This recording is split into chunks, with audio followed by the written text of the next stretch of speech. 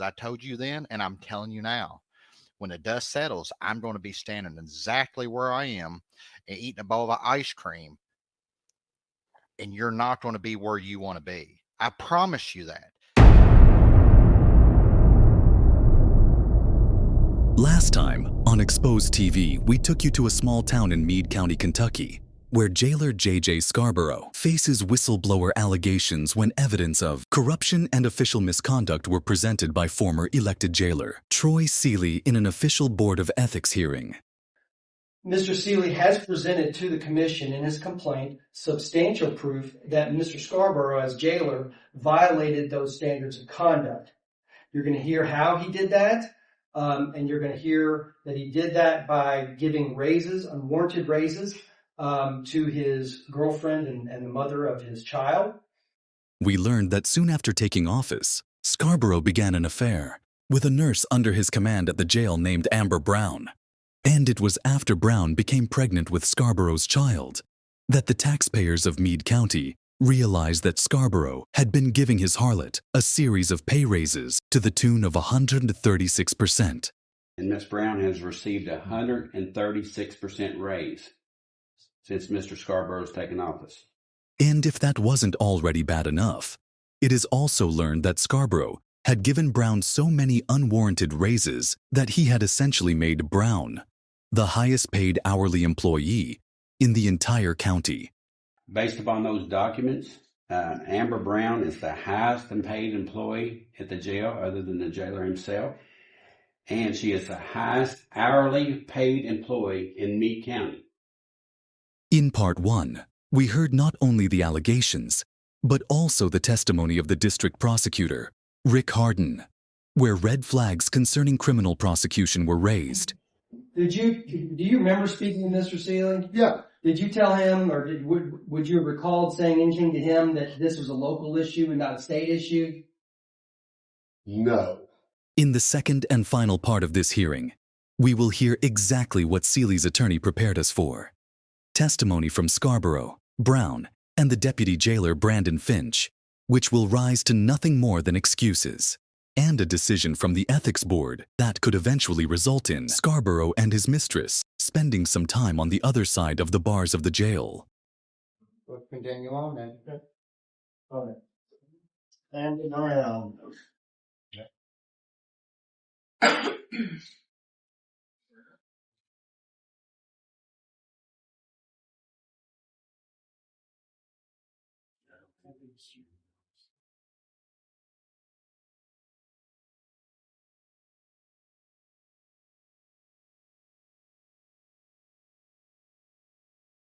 Ms. Brown, you swear to tell the truth, the whole truth, and nothing but the truth? Yes. Right. All right. Ms. Brown, I'm just going to get the obvious out of the way. You and J.J. Scarborough are in a romantic relationship. Yes. Right? Now, like all men, he gave me a date when your relationship started, and I put it in the response, and it's not actually right, is he? Because men get all the dates wrong. I have no idea what. Oh, I put in there that it began in 2015. When did it actually begin? 2016. Anyway, that's the name for you right there. All right. So it began in 2016. And you all had a child. Yes. And when was that child born? 2020. 2020. And, all right. And do you and JJ reside together? Now we do, yes. Okay. When did you start residing? Probably not until 2020, maybe end of 19. Maybe. Okay. Around 2019, 2020. Yeah. That's all fair enough. You were working for the Meade County Detention Center when JJ was sworn in, correct? Yes. When did you get hired? August of 2014. That would have been by then jailer Seeley. Yeah, Troy. And where were you working prior to that? The nursing home here in town. I've been there 9 years. All right. And did you get a raise or a pay cut? I took a $5 something pay cut. I originally was thinking about leaving there for other reasons, and I had my resume on Indeed. Mm-hmm. And so he did a radius search, and I happened to fall within that search, and he called me and said, "Have you ever thought about working at the jail?" And I said, "No." Okay. So he brought you in. At the time, was there another LPN working with you? There was. All right. And what was her name? Lori Mattingly.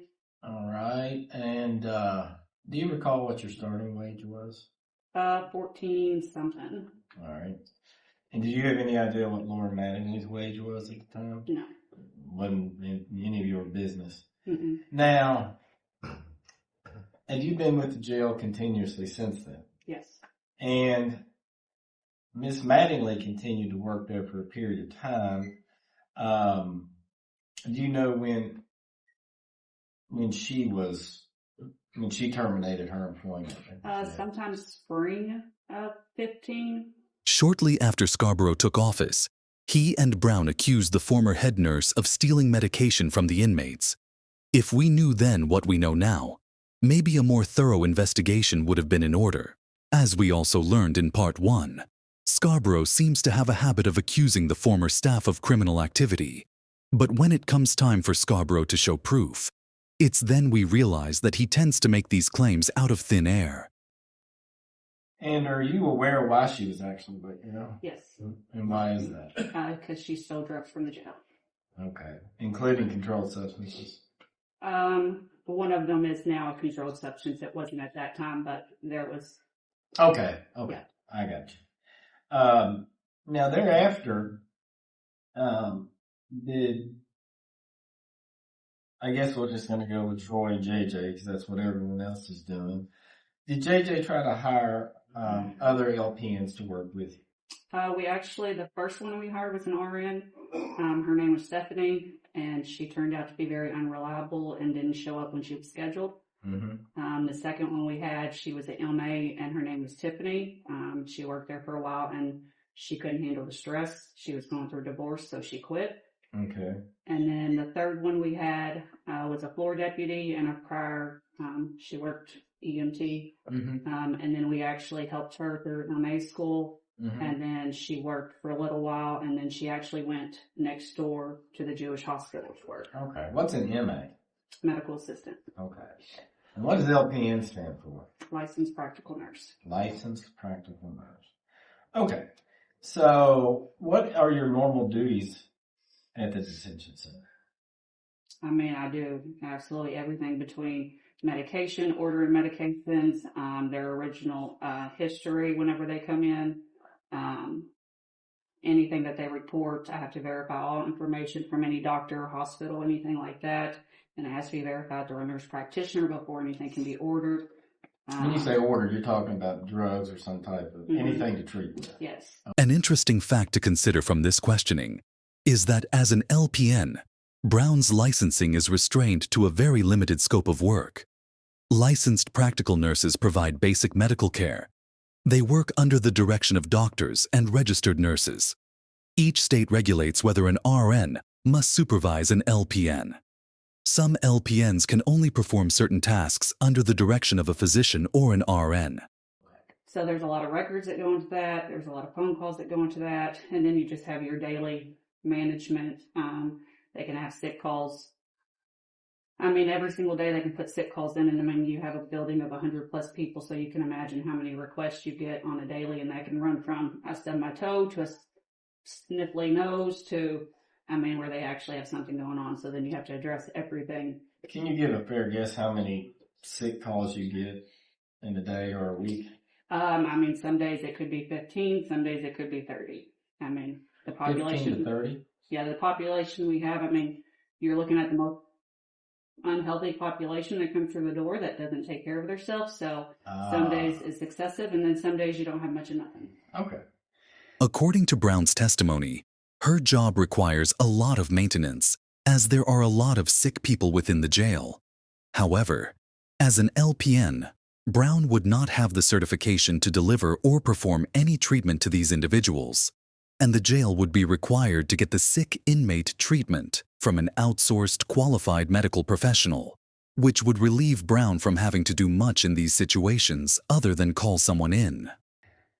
Now, when you were working together with Lori, you all split those duties. Yes. Did you still feel like you were busy then? Yes, because whenever I originally come in, the office was a disaster. I cried for days and days. I wasn't used to that atmosphere. I don't mean to keep interrupting, but I feel like most people would agree that if you stepped into a role with a new job that was so overwhelming to you that you cried for days and days, you might simply not be cut out for that job. Let's carry on.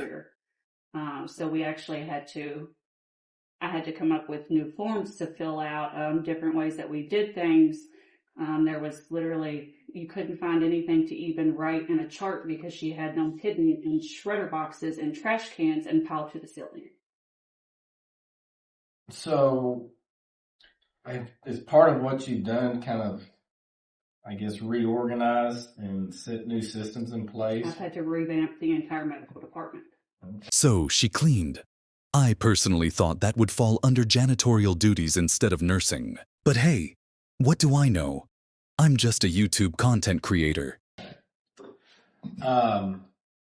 Now, you all tried 3 different people, 2 medical assistants and 1 RN. None of those worked. Oh, we do currently have a PRN, another RN on staff for whenever, if I'm not there, that covers for me, but she's just when you're not available. She is literally, yes, PRN, and that's usually if I'm out for multiple days straight, which might be once a year, maybe. So a PRN is someone who just comes in as needed, Yes. right?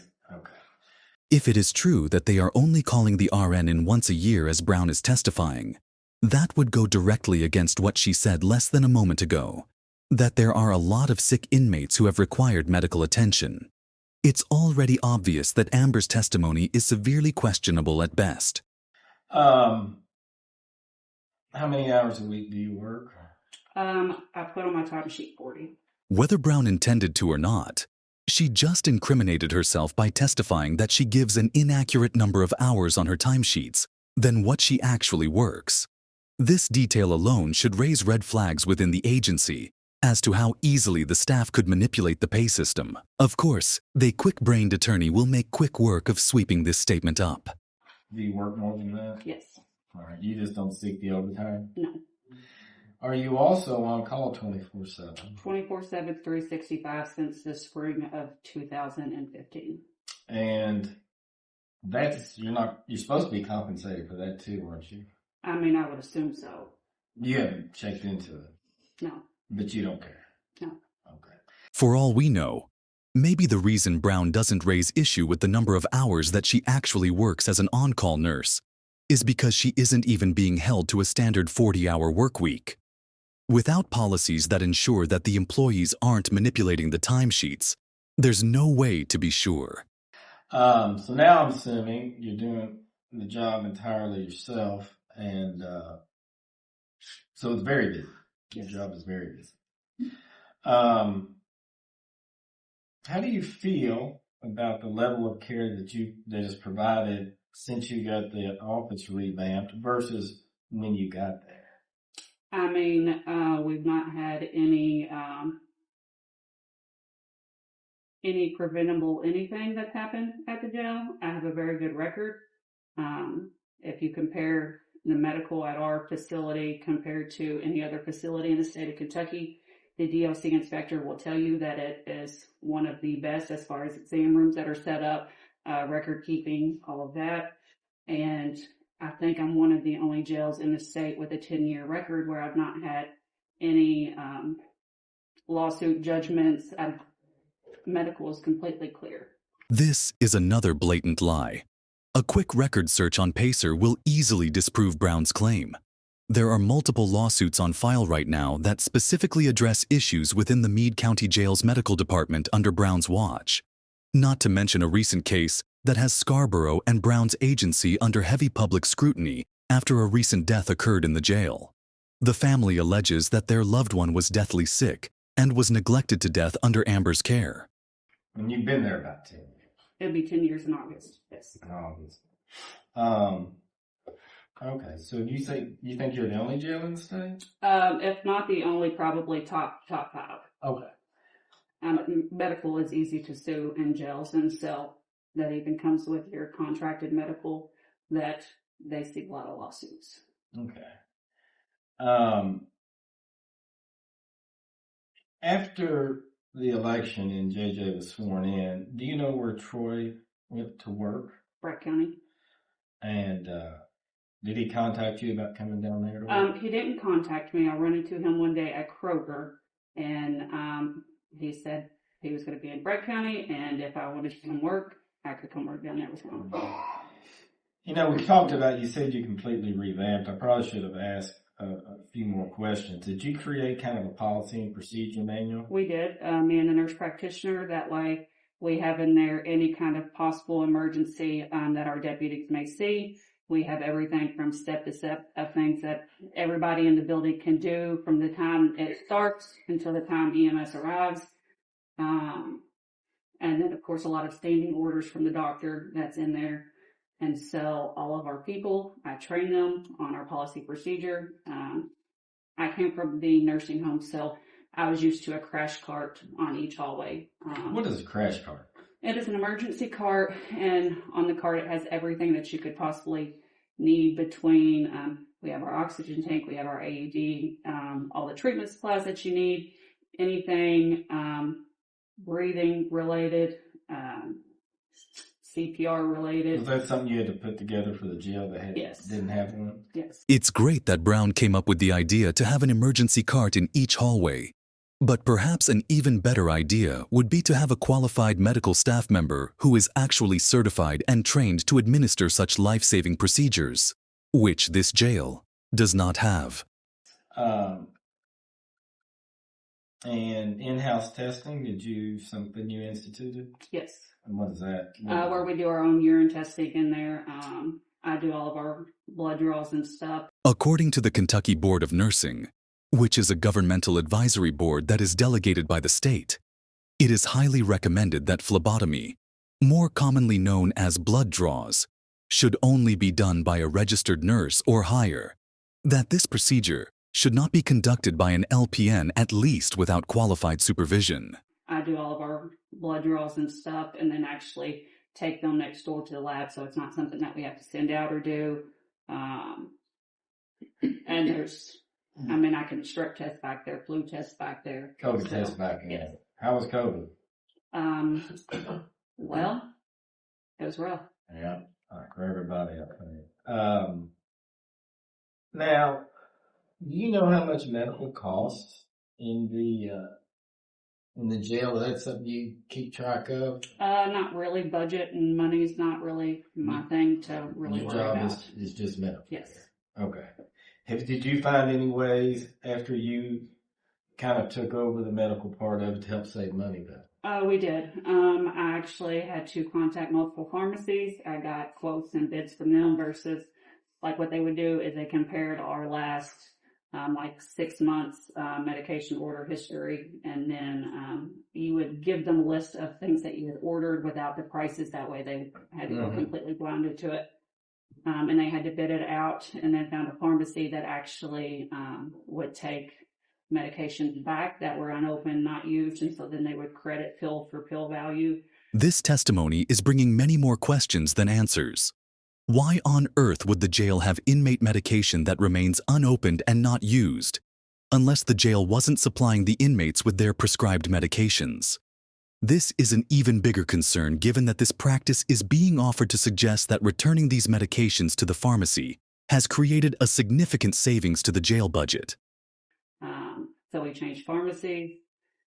So then we also, in our policy and procedure manual, kind of changed the way we dealt with inmates when emergencies happened, as far as trying to get inmates out of the jail whenever something did happen, or to prevent something from happening, depending on what they came in with. So like part of that is where we call the judges, call the prosecutor, things like that. And say, Try to get them furloughed. Yes. A furlough is an authorized temporary release from jail or prison, granted to inmates under specific conditions.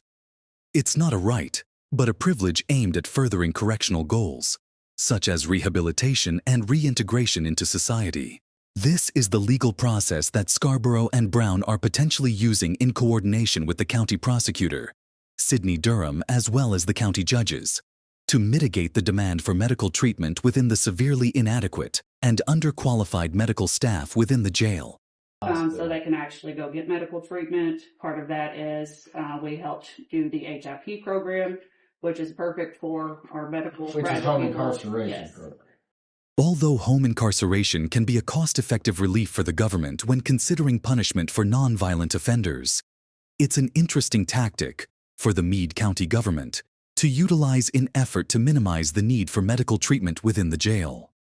Also may be good for someone who's very ill, Mhm. and they can get care outside Yes. of the jail. Because otherwise, the jail has to pay for that. Yes. And then anybody that was an actual state inmate, anything that we had, we made sure that we actually followed the state reimbursement system and filed everything and turned everything in to actually get the money back. You've been offered other jobs, Yes. raises. Raises for Would other they jobs. entail raises? Oh, yes. Okay. When was the most recent time you were offered that job? Last week.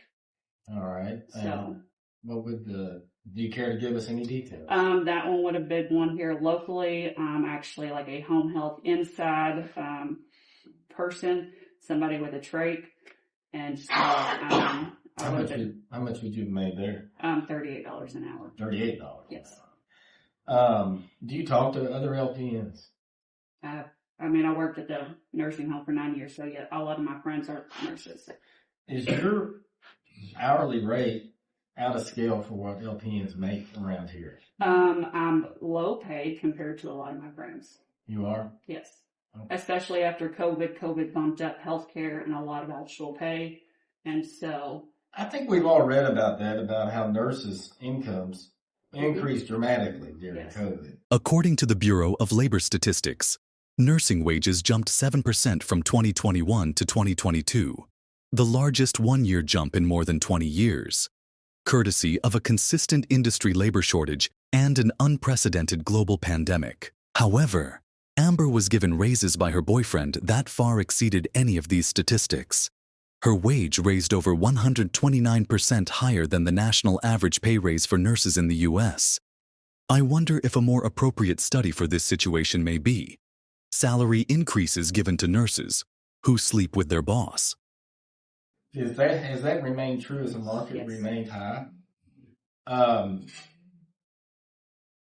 Do you have any, your friends, when you speak, how much did, before COVID to after COVID, what's the difference in what they're making? Oh man, astronomically, the PRN current nurse that we have now, that's what she primarily did through COVID, is she did 8 to 13 week contracts and locally and traveled around to different hospitals.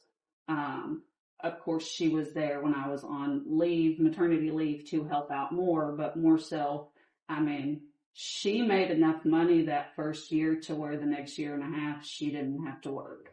Yeah. So the market's just completely different than it was when you started there. Yes.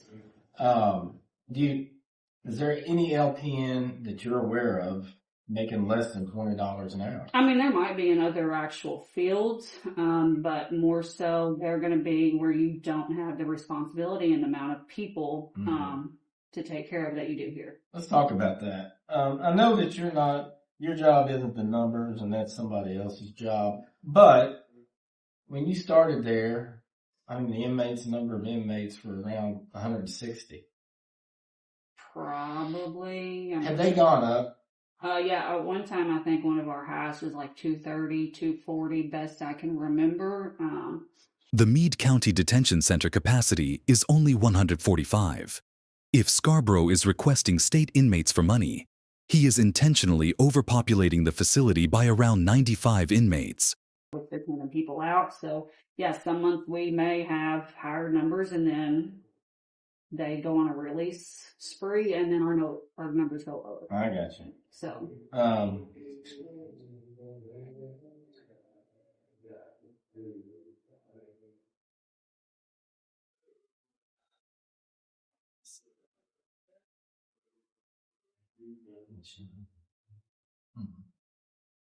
Would you have paid maternity leave? My short-term disability, I did, and my vacation time, but I actually had to work some from home because my PRN person primarily When she was in there, she did the actual physical seeing people, and there's a lot of stuff, obviously, that goes into the job that is not that. So our IT department had to hook up a way that I could communicate at home with pharmacy to do everybody's reorders for the building and everything. And so I did a lot of work on maternity leave. Yes. And how much schooling post high school, how much secondary education was required to become a licensed practical nurse? That program I did was 2 years, but I had almost 4 years of schooling prior to that 2 years as well. Okay. So if you just go and start it and end it, it's 2 year. Yes, I went to an actual nursing program, so not the university where you had to do your gen ed requirements and everything for that specific. I know exactly what you're talking about. And then do you have to pass a test to become a to get a nursing certificate? Yeah, you have to pass the state board. The state board, there you go. Mm-hmm. And you've done that? Yep. And is there continuing legal education? Yes, or not year. Continuing legal education. That's what I have to do. Continuing education is part. Yes, that's required. Every year you have to have so many hours by October 31st to turn in order to renew your license. You have to keep all of them on retainment for 5 years because they can audit you at any time to make sure that your continuing education is all up to date. Pay for your license, and then I also have continuing education that is required through DOC for the jail. Gotcha. And are you aware that JJ sought to outsource medical care? Got a quote for that last summer. Did that hurt your feelings? I mean, yes and no. We have been collectively dealing with complaints from Troy since the beginning. And he has requested my file numerous times, my pay numerous times, along with everything else. So when there's an open records request made regarding you, you're notified, right? No, not all the time, no. Okay. How long has this been going on? The request being made about your file and your pay records? Oh, I mean, as far as I know, for at least the last 5 years off and on, as far as requesting jail records and mine specifically. Wait, how would Amber know that her records were specifically being requested?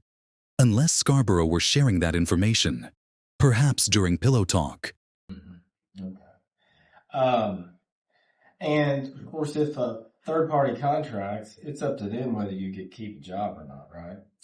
Yes, but luckily I have such a good rapport. I've been there 10 years, so I've dealt with a lot of jails and a lot of different people. They probably would have hired you back. I've had offers to go to other places to run their departments. Mm-hmm. I've had offers to come and set their departments up because of the success of our department. With a raise, probably. Yes. The last job that you were offered, you told me it's 38. What about other corrections facilities? What have they offered? Some of them are 42, some of them are 46. I'm sorry, but again, I have to call bullshit. As we saw in part 1, Seeley introduced records from most surrounding counties which proved that Amber is making more money under her boyfriend at the Meade County Jail than any LPN at the surrounding jails. And in some cases, Briwn is making more money than some registered nurses working in these jails. I do not believe for a single second that the jailers of these regionally similar agencies have been offering Briwn an LPN position with a starting salary at double the standard going rate, and even more than registered nurses with a significant amount of seniority. It kind of all depends on what part of the state you're in, because obviously locations. So, because you've got this 10-year record Mm-hmm. of no judgments against you, that makes you kind of a valuable commodity in the corrections world, right? Perhaps that would be of some value if it weren't for the fact that Briwn was lying.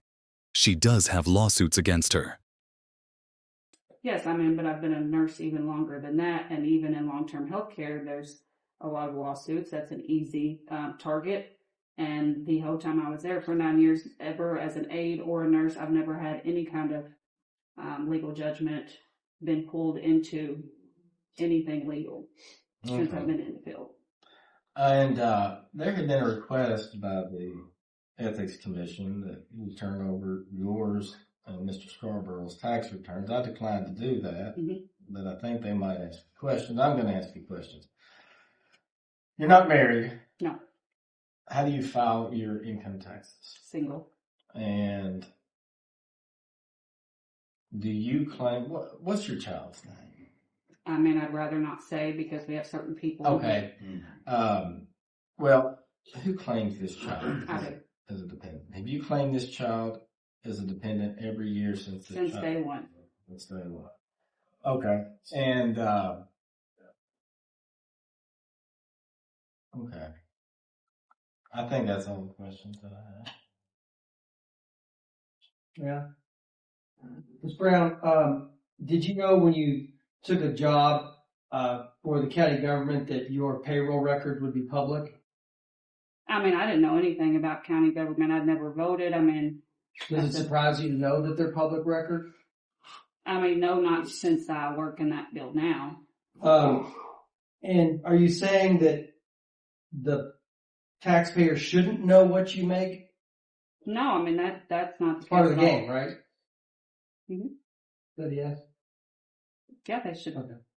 I mean, I don't mean to be rude, but you have. No, I'm just saying my point is I've been a target by a single person. At least that's how you feel, correct? I mean, it's quite factual. Okay. You testified that you filed your taxes as a single individual and you claim your minor child that you share in common with Mr. Seeley, correct? I'm sorry, Mr. Scarborough, correct? Yes. And you testified that you all began living together in either 2019 or 2020. I mean, maybe she came in 2020, and I mean, we didn't live together for the longest time. I mean, I wrote down that you said you lived together was 2019 or 2020. Is that what you said? Yeah. Okay. Do you all own your home or rent? It's not his home, it's my home. And I own it. You own your home? I do. Okay. Does he help provide any of the funding for that home? The electric bill, the child care, but other than that, the house payment, everything comes out of, because it's my place, my property. My daddy didn't raise no fools. Daddy didn't raise no fool. I'm going to add that to my notes.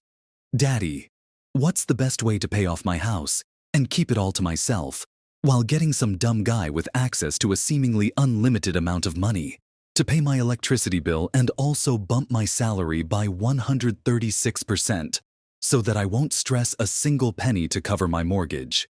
I hear you. I'm understanding that you say, though, that he does contribute to the household in some way. Yeah. And it's your testimony that Mr. Seeley's been asking for records on you for the last 5 years? I mean, I'm just guesstimating. I don't know, but I mean, every year we go through this between DOC complaints that he tries, and then yes, just requesting records, trying to find something. I understand you feel like you're being harassed. I'm just trying to pinpoint the time. You said the last 5 years? I mean, probably. I mean, it could be longer than that. Okay. Could be less. I mean, I'm not going to say that it's less. Well, you said you weren't sure. It's been a long time. Okay. Fair enough. What I'm hearing you say today, have you seen, I'm sure you have, you've seen your document that's entitled Meade County Fiscal Court Pay Rate History, and it's got your name on it. It has your pay rate history. Have you seen that document? I mean, I don't know what you're. Would you like to see it? I've seen pay grades, pay scales, but I mean. You can show it to her. I don't care. Yeah, would you mind passing that down? Thanks. Take a look at that document.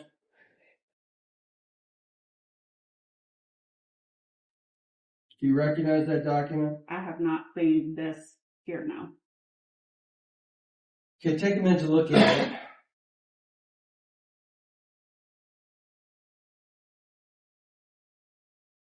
And when you're finished, you can look up.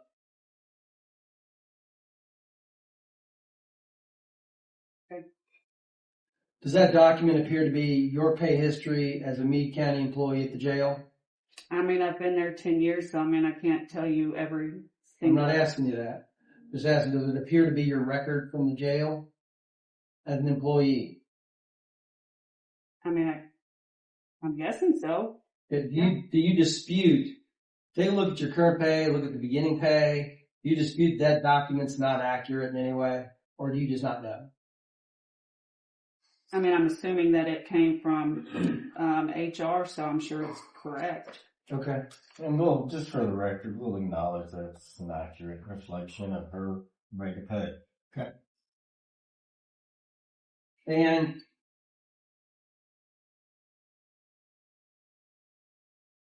are you finished with that document? Yeah, I passed it. it back Thanks. to you. I'm sorry.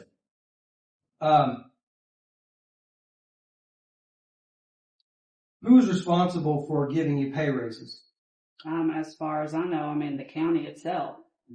Who do you think set your pay at the jail? Originally, Troy did. So you don't think he does anymore? Who, Troy? Yeah.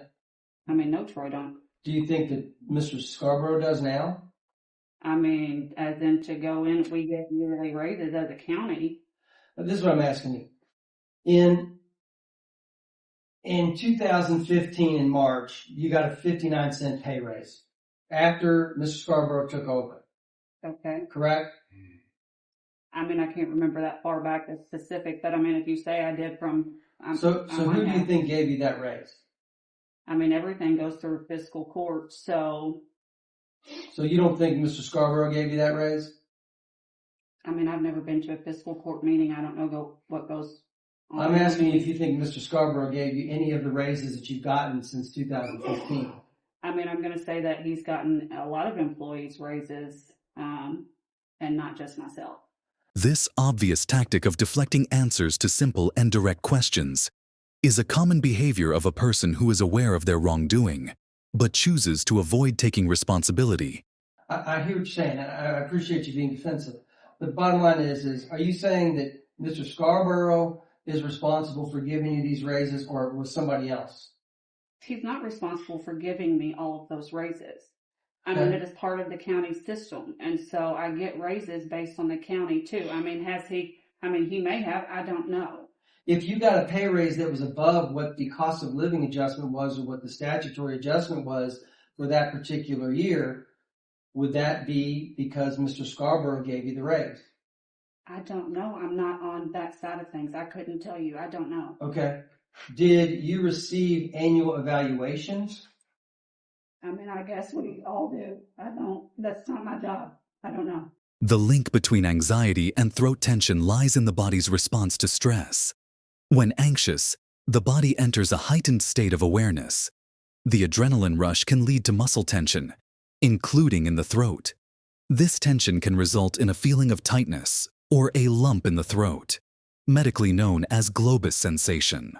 Additionally, heightened emotions experienced while lying are believed to increase tension in the vocal tract. I don't know. Did you ever sit down with Mr. Scarborough where he assessed your performance? Well, I mean, he's present in the building every day just about, so I mean, he assesses everybody's performance every day. Was there any part of your year where he would sit down with you specifically and fill out a piece of paper where he talked about Amber Brown's performance? I don't know. I don't know if he does paperwork like that. I'm asking you. I don't know what he's done. I'm not asking what he's done. I'm asking, were you a part of any meeting with Jailer Scarborough? A sit down, no. I'm sorry? A sit down, no. Okay. So there wasn't any time where he would sit down with you and say, this is your annual or quarterly or semi-annual performance review, correct? No. And he never generated a piece of paper that said you meeting expectations or exceeding expectations or anything along those lines? Do you know whether he did that with any other employees? I have no idea. Okay. What I'm hearing you say today is that you deserve the pay rate that you currently have. Is that fair?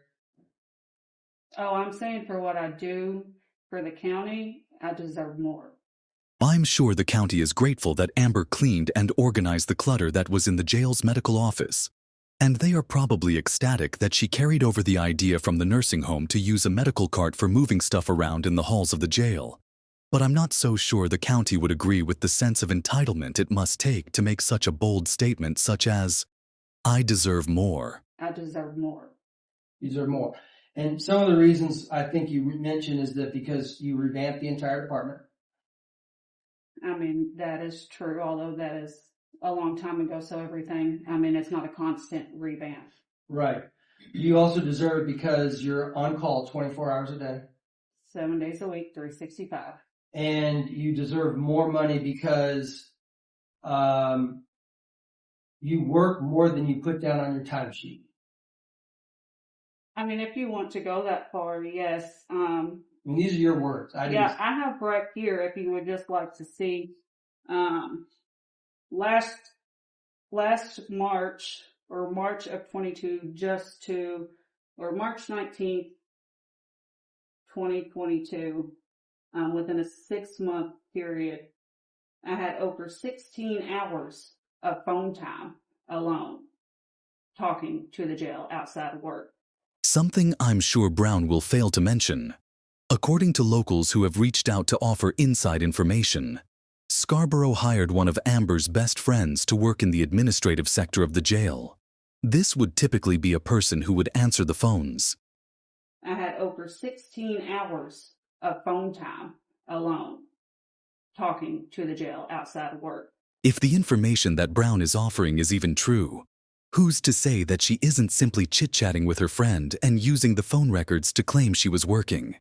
Over 437 text messages regarding work. And that's not including anything from the jailer himself. Nobody from Brandon Finch, the chief, or the front office. I didn't include any of them in that kind of thing. Do you think that any other county employees do more work than they actually put on their time card? I have no idea what other county employees do. I've also heard you testify that you deserve more because your level of care is better.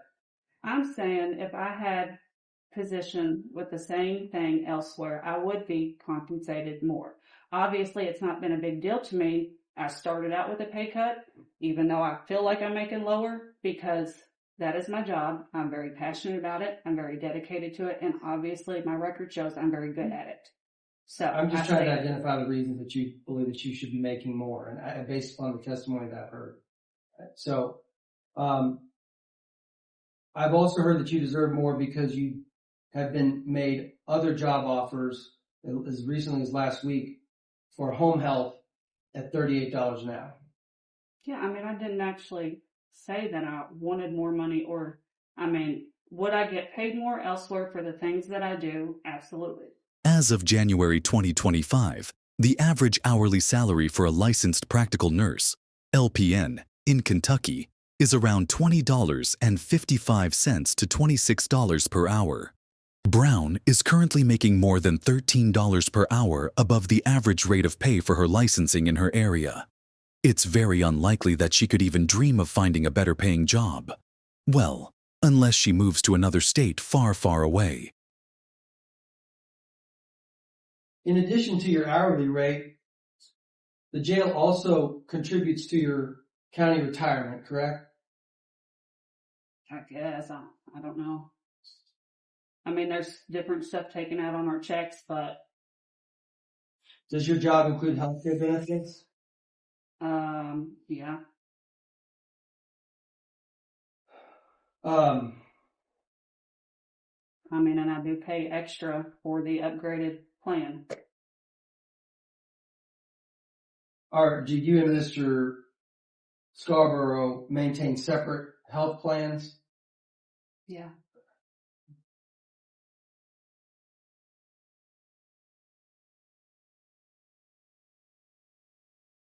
And it's your testimony that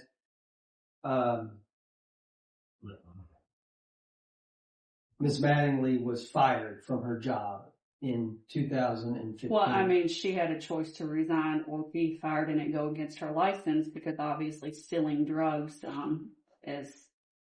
How do you know that? Well, for one, she had a change in behavior because I did work with her. And then she got real sneaky in the office. We have an office that is attached to an exam room. And one day she was back there, was supposed to be disposing of meds, and I kept hearing her backpack that she would always carry in drop. And so I said something, I reported it, and then whenever she left for the day, She was checked by administration, and she had drugs in her backpack from back there. So you were in some way responsible for her. No, she was responsible for herself. Well, let me rephrase that. Of course, she's responsible for her behavior, but you reported the behavior which ultimately led to her. Absolutely. Okay, understood. And do you remember when that was? I said spring of 15. Spring. Yeah. So, I mean, I'd roughly been there 6 months, maybe. And when she worked day shift, I worked 2 to 10. So we were very, not overlapped. So I didn't see her a whole lot. I understood that if you were aware of some type of behavior like that of another practitioner, you had a duty to report it. Am I wrong? Yeah, I did report it. You reported to the who? To the jail administration. I'm talking about to the Kentucky Board of Nursing or to whoever. Oh, that would have been with them and their investigation and everything that they found to report. So you're saying that you didn't have a duty to report I it? followed the chain of custody. The chain of custody of Or what? chain of command. Okay, so you reported it up and you believe that that was sufficient under your licensure requirements? Yes, and I mean, at the nursing home, we did the same thing. We went to the person in charge of us, and that's where we did the report. According to the Kentucky Board of Nursing, in Kentucky, nurses who find medical malpractice must report it to the Kentucky Board of Nursing and the Medical Licensing Board. There are, however, some regulations that allow some administrations to have policies that require the staff supervisor to file the complaint with the KBN on behalf of the reporting party. For licensed medical professionals, when malpractice is witnessed, filing this complaint is not optional. It's a requirement. The fact that Briwn is depending on her boyfriend, who is not a medical professional, to administer the filing to the Kentucky Board of Nursing further displays her inadequacy to be in a leadership role in a medical environment. Then where they went from there, that was them. And then if somebody come back and then wanted to ask us questions, further investigation or whatever, then that's how that worked. Okay, so I guess the bottom line on everything, what I'm summarizing about your raises is you don't really know, or at least I'm confused, you don't really know how you got your raises, you just know you got them. I mean, yeah, I've been there 10 years and I mean, we get yearly raises and everything else. Money's never been a big thing to me. I don't really pay attention because obviously I took a $5 pay cut to go there. So, I mean, I get paid what I get paid and I don't question it, which is why some of my payroll has been messed up over the years before they catch it. But you don't know who in the jail or who in fiscal court, if anybody, is responsible for giving you those raises. I mean, ultimately, fiscal court votes and passes everything. So I'm hearing you ultimately, say, it's fiscal court. you think fiscal court's the one that says Amber Briwn will get a $6.51 raise in 2018? If it's presented to them however it goes and then they pass it, I'm just answer my question, please, if you can. So what I'm hearing you say, I'm not trying to trick you, I'm just trying to understand. What I'm hearing you say is that if Amber Briwn got a $6.51 raise in 2018, you're saying that a dollar amount that was given to you, that decision for that dollar amount that was given to you was made by fiscal court and not Mr. Scarborough. I'm saying if they had information presented to them, and I wasn't at a meeting, I don't know anything about a meeting, but I know if anything was presented and, hey, Amber started here at point A before she went to the jail and started here at point B, and these are the events since she's been here, A, B, C, D, whatever, and if it was agreed upon that this is, then that's what happened. That is absolutely not what happens. A fiscal court acts as the governing body of a county, primarily responsible for overseeing county operations, approving budgets, setting policies, and making decisions on fiscal matters like roads, public safety, parks, and other local services, essentially managing the county's finances and administrative functions. The fiscal court does not determine individual pay raises of every single hourly employee of the county. Each agency's director is responsible for any internal agency and administrative decisions, such as employee hourly pay. The individual who is currently responsible for making these decisions in the Meade County Jail is J.J. Scarborough, Amber's boyfriend. So you think that the fiscal court discussed your hourly wage? I mean, I'm sure they did. Responsibilities changed. I was by myself. I mean, inmate numbers went up. I mean, I'm sure, yes, that there's a discussion. What person in their right mind is going to be like, oh, $6 for one person? Why is that? And I'm I sure guess there was I just am probably trying a to get the yes discussion. no. You think that the fiscal court discussed Amber Brown's pay raises? I mean, I was the only medical person there, so Okay. So the answer is yes. yes, it would have had to have been.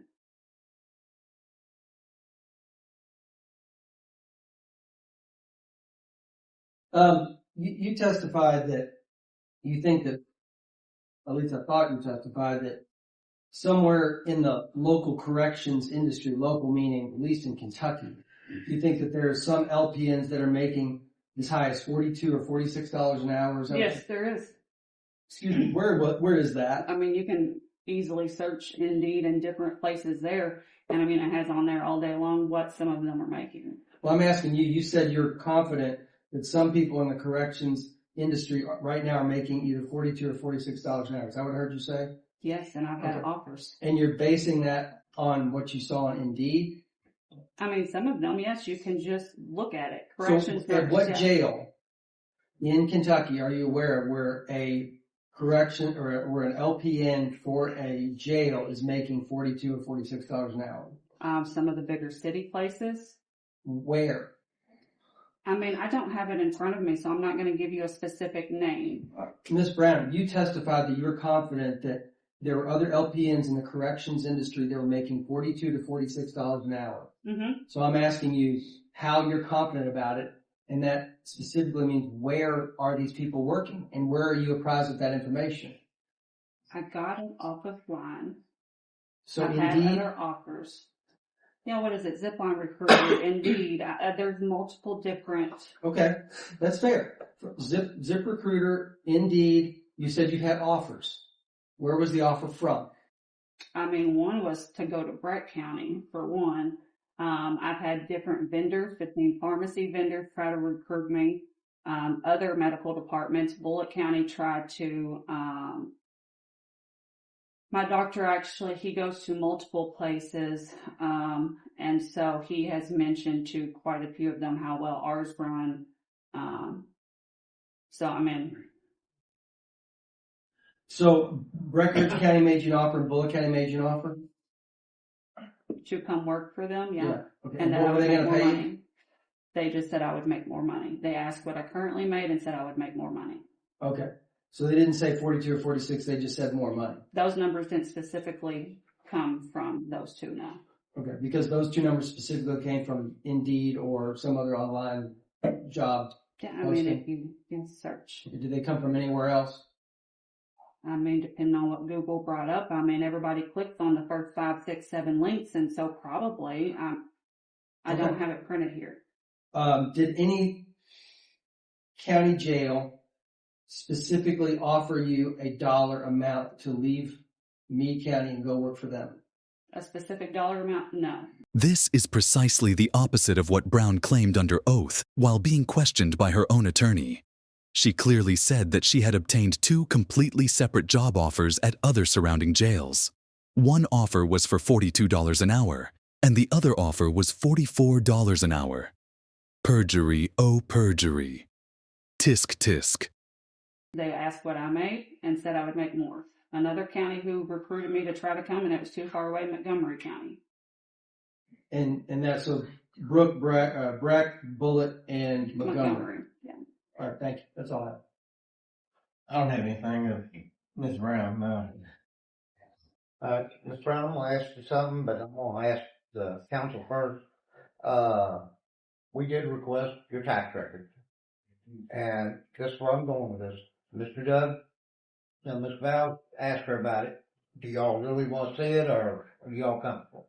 I mean, I didn't bring them to I the just show. think there's a lot of information in there that's not relevant.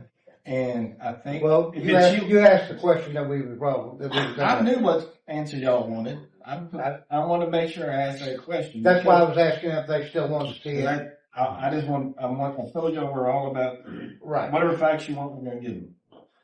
Perhaps Scarborough and Briwn refused to provide tax information, as it might expose the multiple businesses that they have in their names. where they have used their positions in government to either obtain contracts or even the business itself. Okay, well, I have two. Okay. Ms. Brown, Mhm. two quick questions, I hope. Is overtime allowed in your department? Are employees in the jail allowed overtime? I mean, it has to be all approved. But it, okay. And the second question was that you mentioned you haven't claimed any overtime. It's very rare that I actually put over 40 hours ever on my timesheet, and that is if something extensive happens and I get called to come in, and I'm there for a substantial amount of So time. is there a reason you don't claim overtime if you're putting in extra time? Yeah, for the county. I mean, I don't claim my phone bill. I don't claim gas as much as I go back and forth. I don't claim phone time, text messages. I mean, nothing. Thank you. So, Follow up. Maybe she'd be fine excused. And by that, I mean, if she's not subject to recall, I just want to see if she can sit back. Yeah. Are you? Is that something new, or is it Yeah, something something based new. on, well, if it's something new,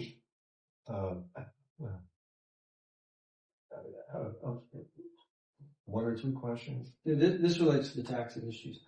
Do you and Mr. Scarborough have any sort of investments or partnerships together in property or anything else? no, we do not have our name on anything together. Okay, thank you. It would seem that Briwn has set herself up to potentially drop Scarborough like a bad habit at any point in time, while she can continue to reap the benefits rewarded to her by the clown of the state. If she decides to walk away, there is nothing the county can do but either pay all of her bills for life or become the defendants in yet another lawsuit. Maybe JJ's chief deputy jailer, Brandon Finch, will say something on the stand to bring a shred of hope back to the administration. Finch, do you swear to tell the truth, the whole truth, and nothing but the truth? Yes. All right, Brandon. Where are you employed? Meade County Detention Center. And I understand you've worked there on 2 separate stints. Yes. What was the first stint? From April of 2008 to November of 2011. And the jailer at that time was Troy Seeley. Yes. All right. And what was your job title? I was a sergeant on night shift. Okay. And what does a sergeant do? Basically run the jail when the jailer isn't there. At that time, I made sure the 4 deputies that worked for me did their job, kept all the inmates in line, kept everybody safe, and passed meds and stuff like that. Okay. Passed meds? Mm-hmm. All right. Were you allowed to pass anything controlled or just regular meds? Just regular meds. There was no control. Another policy that Scarborough proudly implemented was to remove any sort of medication that falls into a controlled substance category. This would include certain FDA-approved opiates designed to treat addiction. A recent lawsuit between the Department of Justice and Kentucky's Sandy Hook Detention Center resulted in a settlement that ensures that all FDA-approved prescribed medications will be available to the prisoners. It's only a matter of time before a Meade County inmate files suit against the jail using this case law. And so you were there in 2008 and you left in 2011. Yes. Why did you decide to leave? So there were 2 deaths that happened that I couldn't get past. Happened at the jail? Yes, that were preventable. That I feel were preventable. Let's talk about the first one. How did that person pass away? So I believe what the autopsy said was a heart attack, but the person was complaining of chest pains, and they went out to wreck, and then when they come back in, they took a shower, this inmate. And after an hour, they were still short of breath, and their arm was tingling. That's what they said, what they complained about. So they were moved to another cell, moved to a small holding cell, which isn't really against policy per se, or wasn't at the time. Medical come in, instead of doing whatever they should have done and get that man to the hospital, the last thing he did was kick the door and fall out. The nurse at the time did not perform CPR because her certification was expired. What was her name? Lori Mattingly. It's interesting that Finch claims that his reasons for leaving the jail the first time was due to an inmate having a medical emergency that went untreated. He must have had a change of heart over the years, because according to the family of Damon Miller, in March of 2022, Amber Briwn denied Miller qualified medical attention for over 24 hours, while his blood pressure was essentially bottomed out, resulting in his unfortunate death, all of which was supported by medical records provided by Miller's family. Okay. So, and he died. That's the first one, which I feel is good. Do you know if the jail was sued over that incident? I do not. Okay. I'd imagine they were, but I have no idea.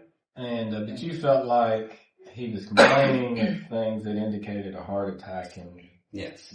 outside medical service should have been on. In addition to that, inside medical services could have been done if the oxygen tank wasn't empty and if the AED didn't have batteries that were dead. So there was an empty oxygen tank, so they couldn't get him oxygen. The AED, which is where you shock him back to life, those batteries were dead. Yes. And their CPR training device. Yes, and none of the deputies at the time were CPR certified. If all of this were true, and Finch was a witness to all of this, then why wouldn't Scarborough have fired the former head nurse immediately after taking office? Is it possible that Finch is testifying going off of rumors? Or is this first-hand information? Could this testimony be another tactic by Team Scarborough to retaliate against the complainant? But yeah, and that complaint, it's one of the previous complaints, and well, it'll be very interesting tomorrow. So there's no whole lot of stuff going to come out, and I can say out there to the one person who decided he wanted to go down that road, he's probably going to be like a couple other ones over in Indiana. He's probably going to regret it by the end of the hearing tomorrow. Because if he thought he was pissed then, he's really going to be pissed tomorrow. And I think that's fantastic. What about the second death that occurred? So it was an inmate that the guys in the cell put him on the door, which means they checked him out of the cell because he stunk, but he took a shower regularly. And this was in August of 2011 is when he died. So medical had him put down in the hole, and I mean he did stink, but once he was put down in the hole, medical ignored him. He was down there for weeks with different deputies, different sergeants telling her that he's not eating, he's getting worse, he's deteriorating. We were going to the jailer at the time, telling them medical's ignoring. Who was the jailer at that time? Choice. Okay. Medical's ignoring this. There's something wrong with this man.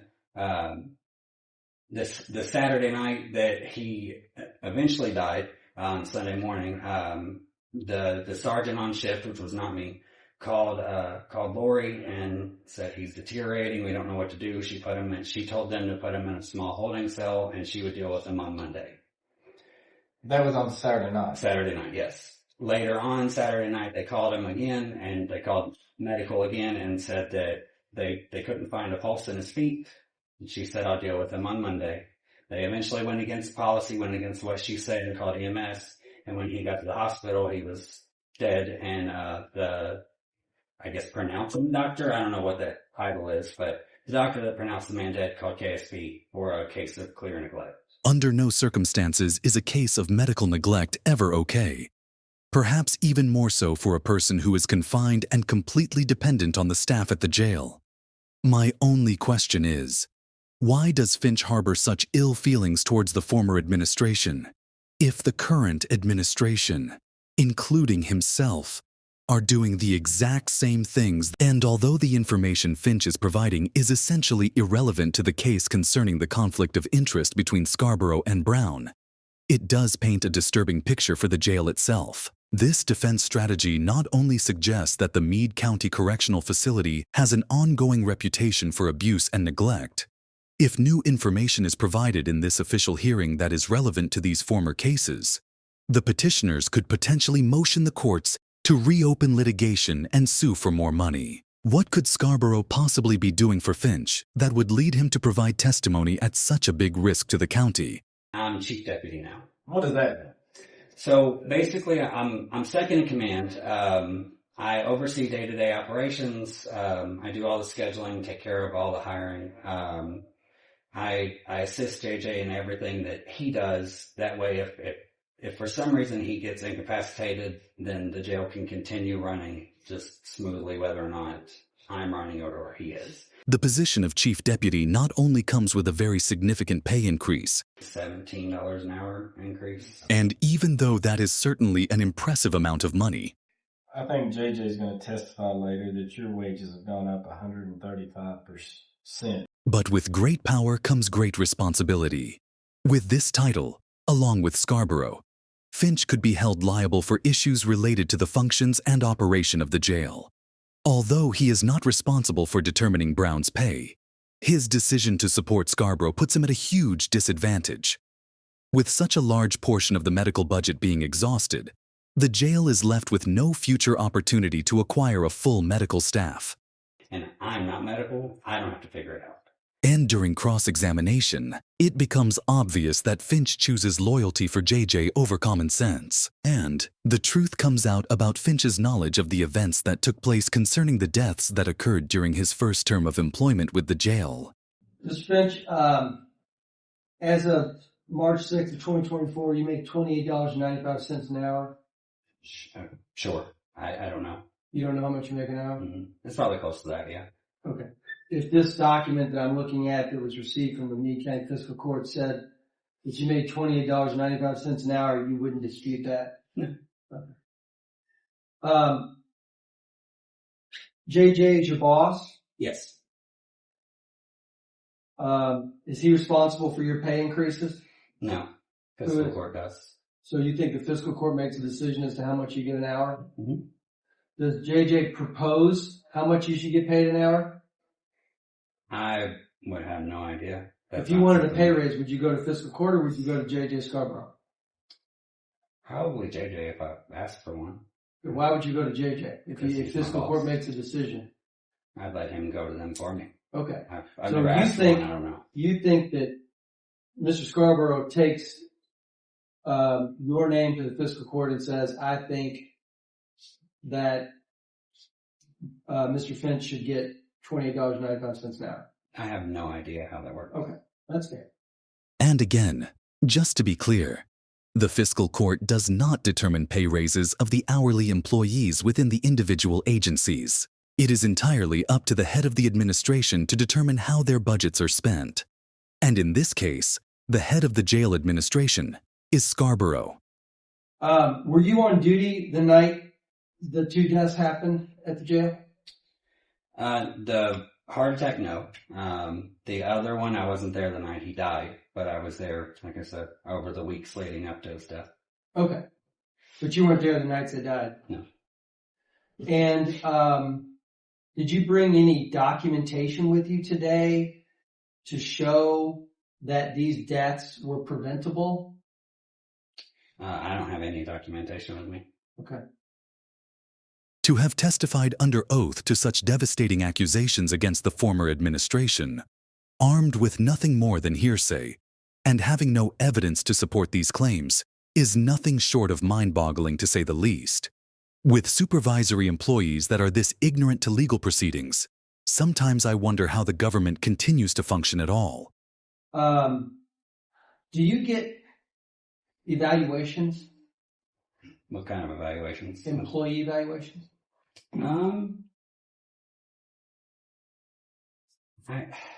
Not formal ones, no. Do you get any sort of annual or biannual or in any sort of time interval written evaluations on your employee performance? Not written, no. We talk verbal, but... Right, you know. I understand that. But there's no sort of form that the jail uses to say how you are performing.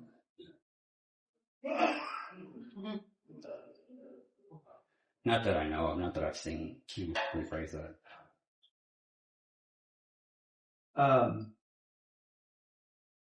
And what I'm hearing you say is you're the number 2 person or in the leadership role or chain of command. You're the number 2 person at the jail, correct? Mm-hmm. But yes? Yes. I don't mean to be rude, but Sorry. this is recorded, so I got you. got to be clear. All right, well, Mr. Finch, and you say you came back to Mr. Scarborough's employment, or you came to Mr. Scarborough's employment in, when was that again? May of 2017. May of 2017. Mm-hmm. Okay. And you've been with him how long have you been the number two? Since the end of 2018. I don't know the exact date, but. Okay.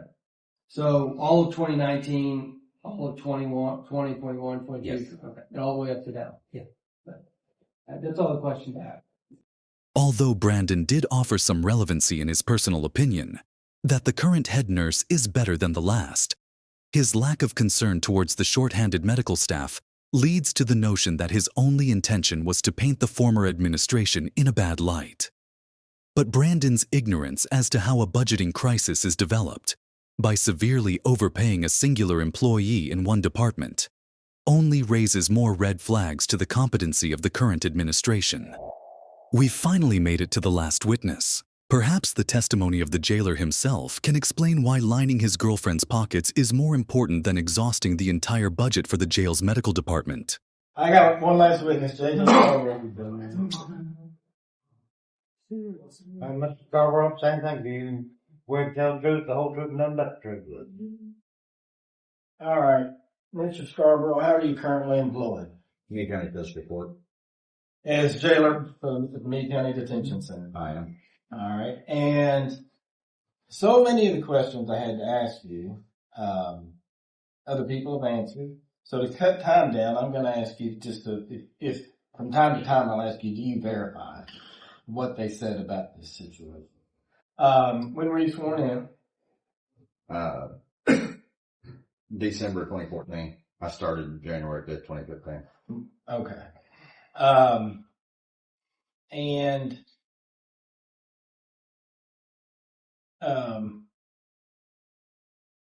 let's talk briefly about the medical staff. I think Mr. Seeley, he told us a lot of information, but he said that at the time that you were sworn in and started, Lori Mattingly made $34,569.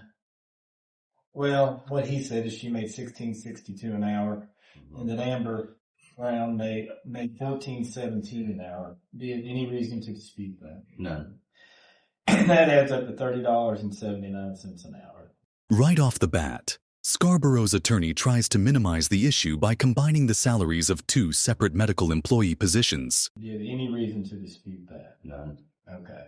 And the documents that were turned over that show what Amber makes now, that's also true and accurate. That's correct. Approximately $33 an hour. You tried employing other nurses, is that correct? We did. After Lori resigned, basically. Mm-hmm. You have to say yes or no. Yes. Now, let's talk about your taxes real quick. You're not married, are you? No. And how do you file your taxes? Single. And does Amber ever let you claim that kid on taxes? No. All right. You live in her house. We did. Although it's probably obvious to any logical adult who has ever been responsible for paying bills, living in someone else's home without paying rent is a huge financial benefit. According to recent data, the average mortgage payment in the United States is around $2,390 per month. She said that you pay the electric bill at the house, Electric bill. and that's it. I help out with child care. I mean, Oh, obviously. you probably pay for some stuff for Obviously, the child. yeah. I mean, obviously, if we need something else. Yeah, I got you. You may even run the grocery. Absolutely. Yeah. It's interesting that Scarborough says, "I help out with childcare," given that the child is his to pay for. I'm sure there are many county residents who would prefer that their tax contributions for the functions of the jail should be spent on the jail, rather than helping Scarborough provide money to Briwn for child support. What was the inmate count for when you took over? You can, I think, if you flip back through, you'll see in 2015 what it was in January. And the average count between, and the fiscal years is how we did it. And the average count was 162 inmates, 2014-15. Okay. And were you able to raise it after that? Myself, the chief, and myself. Okay. Were you and your staff able to get those numbers right? We was. And for the fiscal year, I just want you to go through 15, 16, 16, 17. Tell me what you got. Okay. Like I said, in 2014, 15, we averaged 162 people a day. You probably need to speak up a little bit. You're mumbling. In 2015, 2016, we raised it up to 205 inmates a day. In 2016 to 2017, we went up to 248 inmates a day. 2017, 2018, our average population was 263 inmates a day. 2018, 2019, 260 inmates a day. 2019, 2020, 228 inmates a day. 2020, 2021, 161. The more inmates that are in the jail, the more urgent it becomes to fully staff the medical department. Pointing out the increased population of inmates only heightens the concern of just having one nurse, as well as the need for more qualifications. All right. In 2020, 2061's COVID year. Yes. All right. And did that affect the number of inmates that you had? It did. Of course, I'm sure most people heard about the governor's mass release of inmates. And there was, bonds were pretty liberal in that time too, okay? Were the judges let most people out on bonds? Hell, most people wasn't getting arrested, but yeah, so. Yeah, I got you. What was for the last couple fiscal years, what were the inmate numbers? Like, you want to go 2022 and 3, and then, or 21 to 22 and 22 to 23, I guess, because you don't have 23, 24 now. And we'll go 2021 to 2022, 234 inmates. Okay. 2022 to 2023, 198 inmates. Okay. Now, so two things. One is, are most of those state inmates the increase that you have? I don't have the breakdown of them, but usually you just say it's fair to say that the jail average is 40 county inmates, and usually the rest of them are state inmates that we actually recruit in from other states for revenue source. So when the numbers go up, it can be some county inmates, but normally it's state inmates, the numbers going up. As a rule of thumb, that's actually our goal, is to lower our county population, because they actually take money from our general funds, and then we try to raise our state inmate population until we earn revenue from them. Because the state pays you per day for holding each state prisoner. Yes, and they've been sentenced to a felony. Is that correct? Okay. So, one, by raising those numbers, you're helping out the jail and the county financially. Actually, if Scarborough is doing so well in bringing in extra money to the jail, then how should he explain the huge deficits that records reflect during his tenure? This graph proves that at some points, Scarborough has put the jail close to $1.5 million in the hole. That's not all. Scarborough is clearly taking credit for increasing the population of the jail by requesting inmates from the state. He's bragging about having population numbers all the way up to 260 inmates per day. And he says that 70% are state inmates, meaning that he is in control of 70% of the incoming population. He also says that he is doing this to boost the income being brought in by the jail.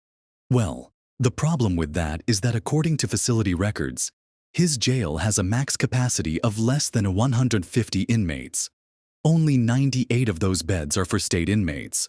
Why is Jailer Scarborough making people sleep on the floor and on top of each other when he has full control over 70% of the population he takes into the jail? Oh, that's right, because money looks good on him. That's correct. Now, but that's also more inmates for Amber Briwn to take care of. Yes. And have you seen has the care she's been able to provide them been diminished in any way by the increase in the numbers that you can see? No. I think our record actually speaks for itself. I know that Brandon Finch and actually Amber Briwn actually testified to it earlier, but I think just show the civil lawsuits that's been filed against the jail, that's actually been awarded judgments as compared to what we have now. I think that speaks. I think that question answers itself. So nothing has happened since you've been jailer that's led to any actions against you. Is that right? In the last 10 years, the Meade County Jail has not had any successful civil lawsuits. The word salad can be deceiving. Notice that Scarborough tossed in the word successful when the topic of lawsuits came back up. For one, there are multiple lawsuits on file against members of the Meade County Detention Center staff, currently under Scarborough's watch. And for 2, many people are unaware that lawsuits against the government for civil rights violations generally take several years on average to complete. Considering that these questions only cover a 10-year time span, any successful lawsuits would have had to have taken place somewhere in the neighborhood of the first 5 years of their employment. 5 years from now, when all of the current lawsuits have been finalized, I'm sure they will be singing a different tune. All right. Now, while you were jailer, were there civil lawsuits that arose from Jailer Seeley's time as jailer that were successful, Yes. that were settled? Do you know how many? I don't have all that. I don't have that with me. I didn't think I was going to need that tonight. That's fine. That's fine. But you know the county ended up having to settle some of those lawsuits. Yeah. Like the one Mr. Finch actually talked about, the Robert Briwn from 2011. That's the one that. Was that the heart attack or the one that had, The one that laid and suffered and died of sepsis and liver and malnutrition. okay. You know what the CACO had to pay on that one? I actually had to settle that whenever I came in. I actually had to get involved in that a little bit. I think that they only had to pay out $100,000 for that. If the overly detailed and frankly disrespectful description that Scarborough just provided is true, a $100,000 lawsuit payout would be grossly inadequate. Civil rights lawyers are generally very careful that a just compensation is awarded that is measurable to the circumstances of the case, especially in a wrongful death lawsuit. Something isn't quite adding up with JJ's testimony. As I said in part 1, I will upload the entire unedited hearing and link it in the description for those who wish to watch the full 3.5 hours. Much of the testimony happening here is basically repeating the same questions and answers we heard during Amber's testimony. Basically, Scarborough is showing us examples of other high-paying medical positions that they found using the internet. Let's jump to what Scarborough expected to be the slam-dunk Perry Mason moment of the hearing, when he misinterprets the writings in his own employee handbook. All right, what is this? Scarborough. First 2 pages here. I actually thought it'd be easier to follow along just to give you something to look at while I was reading. First cover page, Meade County Personnel Policy and Procedure Handbook. I thought that was important because I think policy and procedure handbook is important in every organization. It gives you something to follow. It gives you a set of guidelines. I think every agency should have one. On page number 2 of this, if you'll look at section number 8, the first part that's highlighted. The judge executive or his designee shall be responsible for the preparation of a descriptive job classification plan for all non-elected positions. Come down to 8.2, step-in grade increase. The county shall utilize a step-in grade pay system. Included in this system shall be all employees reporting to the judge executive, all employees reporting to the Meade County coroner, and all employees reporting to the Meade County jailer. Each pay grade shall have a series of steps corresponding to increases in the salary in that particular pay grade. These steps normally correspond to the number of years an employee has continuously worked in a particular job classification and are commonly referred to as time and grade. All right. So what is Ms. Brown's classification? Her job role? She's a medical assistant. Well, it has her listed for a medical assistant supervisor, and she's a grade 21. And that's how fiscal court has her job rated as a grade 21. Yes. And is she a step 8? She is currently a step 8, but of course, going back to the policy and procedure manual that was voted for and approved by fiscal court, she should be a grade 10 come this August. So that means she missed the whole year of number 9, which we was unaware of until we just found out. Okay, so according to what the pay schedule says, she's due a raise. According to the county pay schedule. If we're going to follow the Meade County Personnel Policy Handbook and the pay grades set forth by the Meade County Fiscal Court, yes. And was this pay scale enacted, I guess, in June 9th of 2015? It was. Okay. Well, it's actually been amended since then, but now the pay scale was actually implemented Okay. But the current graph that we have, actually the amended pay scale was approved at a meeting June 28th, 2022. That's what this last fiscal court meeting is. Yes, that is correct. Okay. Have you been using that graph the whole time to set your jail employees' salaries?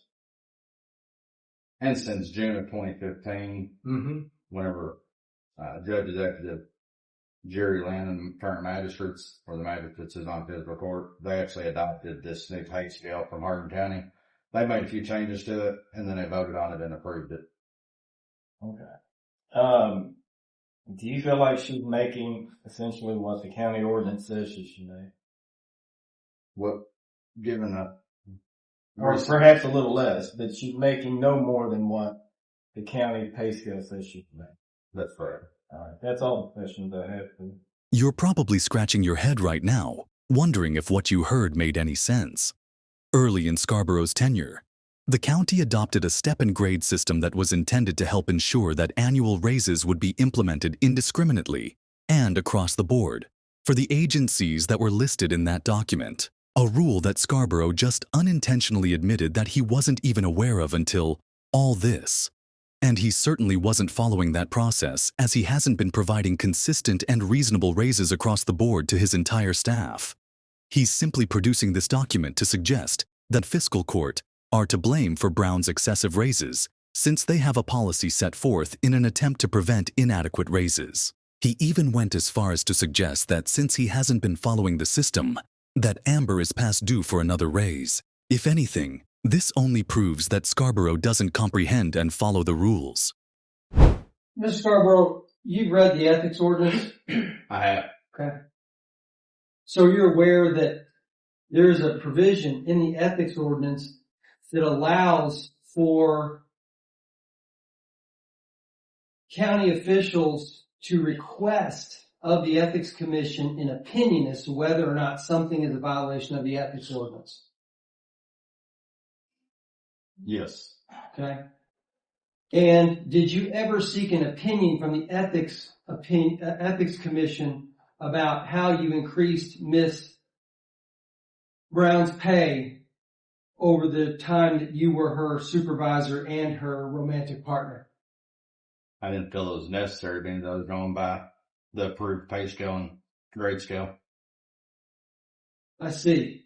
So your testimony is because there's this pay scale that there is no appearance whatsoever that that you acted in an impartial way in giving her raises. Is that your testimony today? That's fair, yes. Okay. And with regards to your response that Mr. Valls filed on your behalf, you don't dispute that you are a county officer as described under the ethics ordinance, correct? That's correct.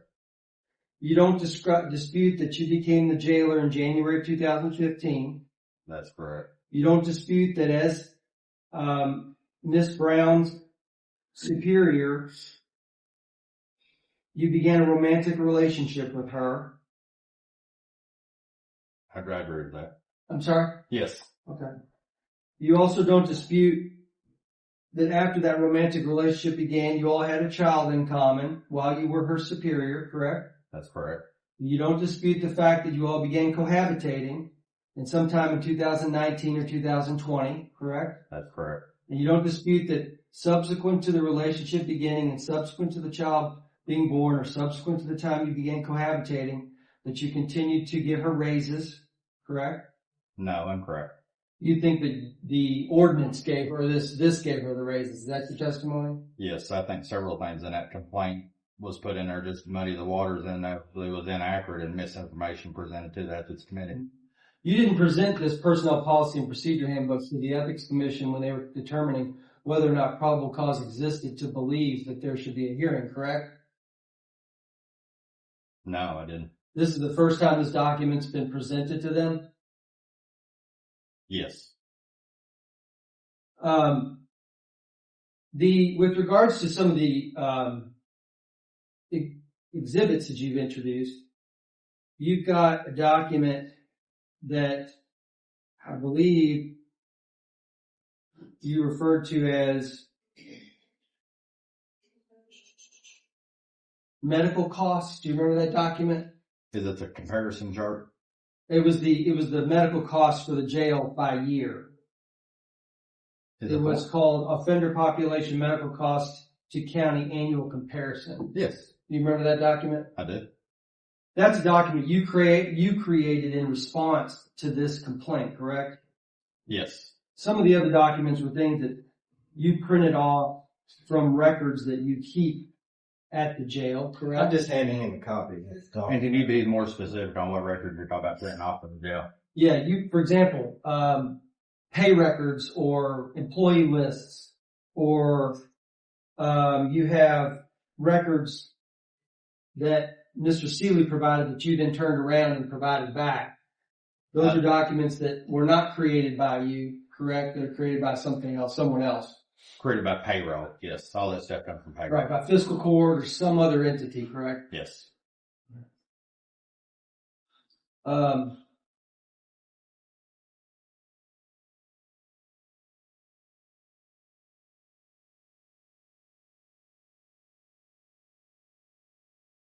And you've heard testimony from 2 of your employees today, correct? Yes. Ms. Briwn and Mr. Finch, or is it Fitch? Finch. Finch. Yes. Both of them testified that they don't get written evaluations. Is that true? That is correct. Do you give written evaluations to any employee at the jail? I don't. So, how do you keep track of their performance or deficiencies in their performance? I mean, I think that's pretty easy to say that. I mean, I know my people pretty well, and I mean, if they screw up, I write them up and I put it in their employee file. So, but you're not there 24 hours a day, correct? about 16. So, But yeah, you're not there. But you're not there for the entire night shift, for example, correct? That's correct. So there might be things that occur that are not on your watch that you can't personally observe.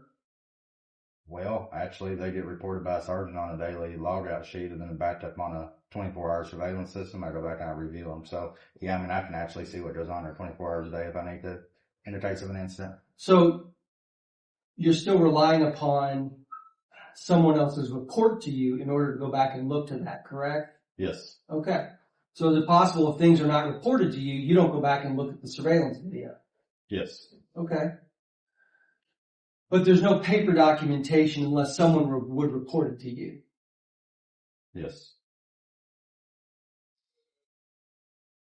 And I've already heard you say this, but you don't dispute the information that Mr. Seeley put forth to the Ethics Commission when they found probable cause about how Ms. Brown's pay compares to other county employees. Yeah, I actually do dispute several of the comparisons in there. Well, I'm talking about, let me rephrase that question. You don't dispute, for example, the list of people which work for the county that make less than Amber Brown. Is that correct? No, I understand that the guy at the recycle center that sorts glass bottles makes less than a registered licensed practical nurse. I understand that, yes. And the chief deputy sheriff makes less than her as well. You don't dispute that? No. And you don't dispute that the planning and zoning administrator makes less than her? The guy that's been there 2 years, no, I don't dispute that.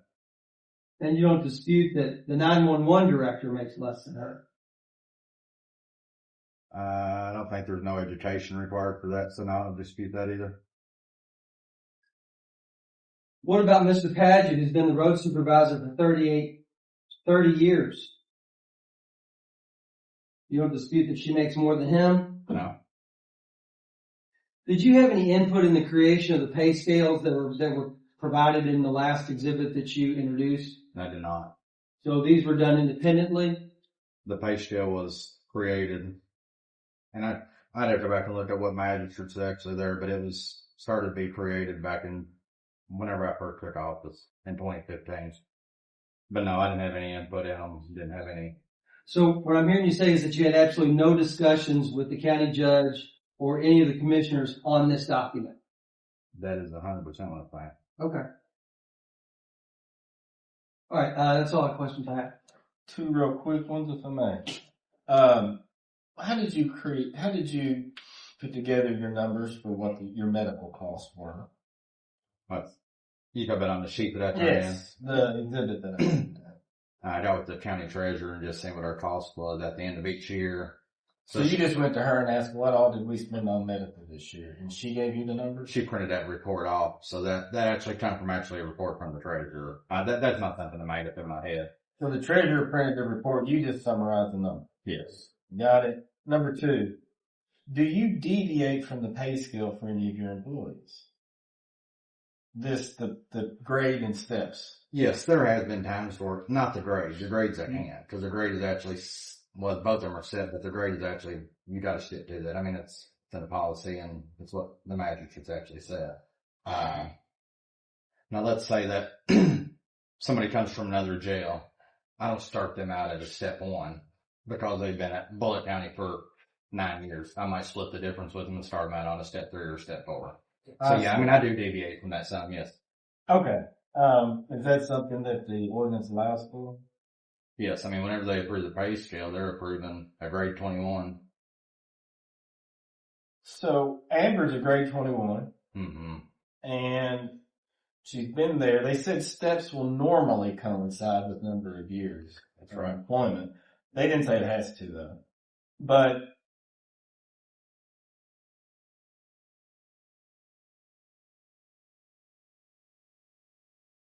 I mean, are you paying her any more than the county ordinance tells you to?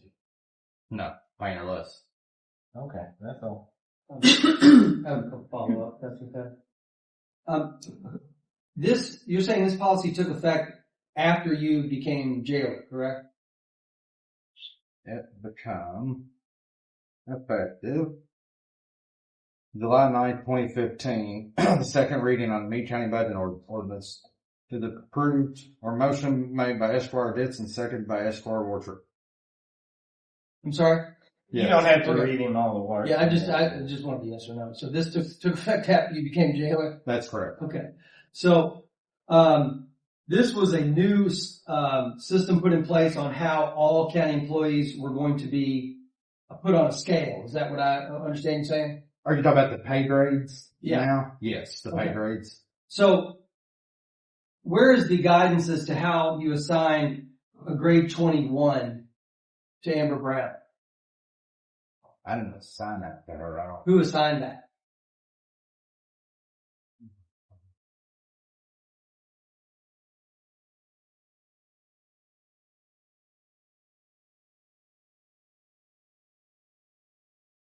I don't know how to answer that question. I don't know.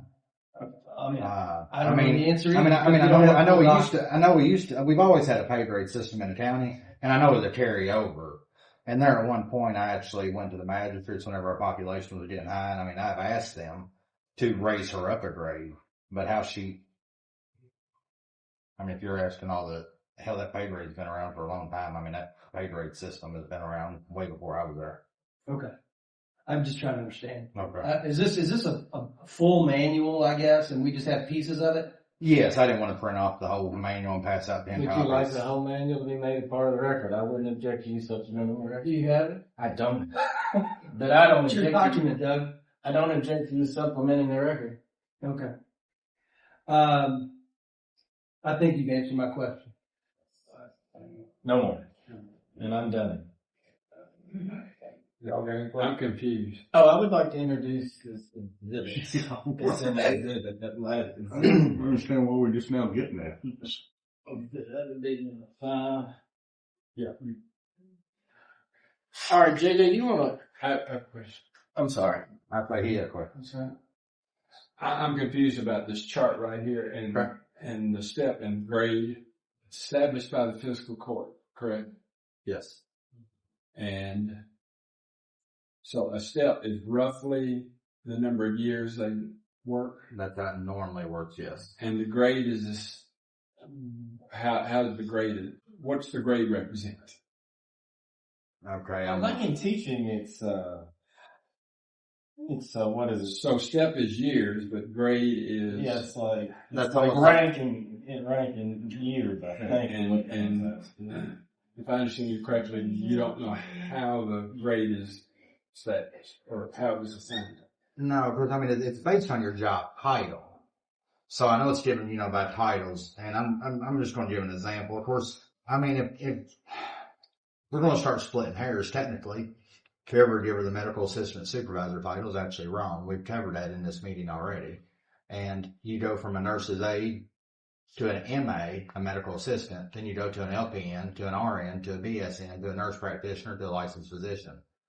So I mean, if we was really going to go by their pay scale, a medical assistant, she's actually lower than an LPN. So where that actually come from on that, I don't know. So this page is for that highlighted one, medical. Yes. This page is for the one you highlighted on the other scale. Yes. So if I was to just skip around to another one and I wanted to see what the 69 Tech was, he's a number 13. So I would turn over and I would find him on grade 13. And if he don't have any experience, he'd be an entry level or step 1. So then you just go through the graph. And so this chart here is for all county positions, not just your positions. all county. Okay. I wish I had $1 for every lie I could catch Scarborough telling. Let me offer a little more explanation to the step and grade system. Grade is in reference to one's technical qualifications. Step is simply the number of years of experience. Scarborough is claiming that his girlfriend is a medical supervisor of the jail, which is likely the highest grade on the sheet. The problem with that is that Amber is an LPN, which is not a qualified medical position for a supervisory role.